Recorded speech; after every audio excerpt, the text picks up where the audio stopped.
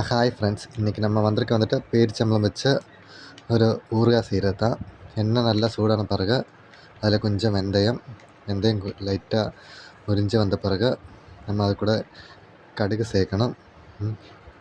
கடுகு நல்லா வெடித்த பிறகு அது கூட கொஞ்சம் வெள்ளைப்பூடு, இஞ்சி, பச்சை மிளகா சேர்த்து நல்லா மிக்ஸ் பண்ணிக்கிட்டே இருக்கணும்.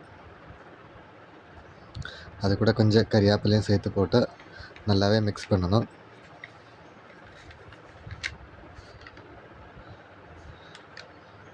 இடையில நல்லாவே மிக்ஸ் பண்ணிக்கிட்டு இருந்தால் தான் அது கரியாமல் இருக்கும். அதனால் இடைக்கு கொஞ்சம் மிக்ஸ் பண்ணிக்கிட்டே இருங்க.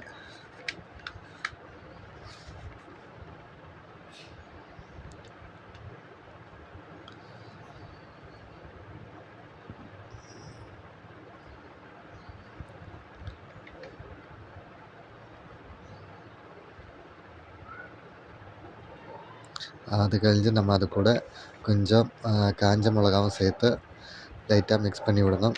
காஞ்ச மிளகாவும் கூட வெந்த பிறகு அது கழிஞ்சு நம்ம மசாலா ஐட்டம்ஸ் எல்லாமே சேர்க்கலாம்.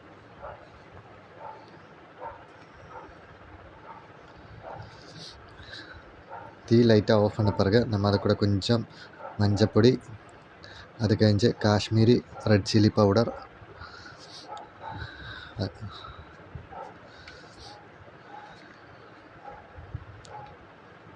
அது கூடயே கொஞ்சம் நம்ம காயமும் சேர்த்து கொடுக்குறோம். இப்போயே காயம் சேர்க்கணும்.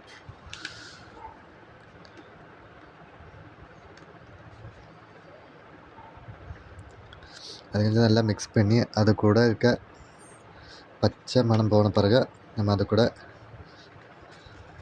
புளி தண்ணி சேர்க்கலாம். நல்லாவே மிக்ஸ் ஆயிடுச்சு. இன்னும் நமக்கு அது கூட சேர்ந்து புளி தண்ணி சேர்த்து கொடுக்குறோம்.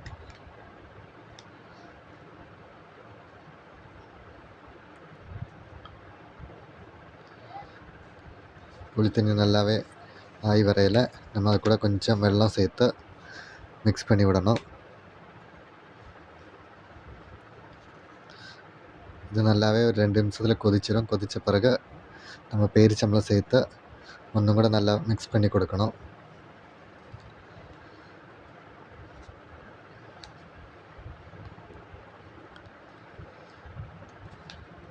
இது ஒரு 2 நிமிஷம் நல்லாவே வேக வச்சா போதும். தண்ணியும் நல்லா இழுத்துடும்.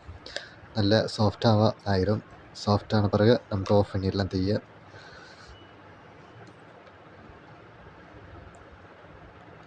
இந்த நேரத்தில் தான் நம்ம கொஞ்சம் உப்பு சேர்த்து கொடுக்கணும். உப்பை ஒரு கொஞ்சமாக சேர்த்தா போதும்.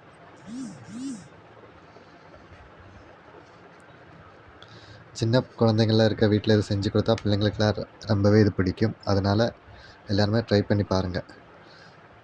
10 நிமிஷத்தில் நல்ல ஒரு ஊறுகாய் செஞ்சு எடுத்துடலாம்.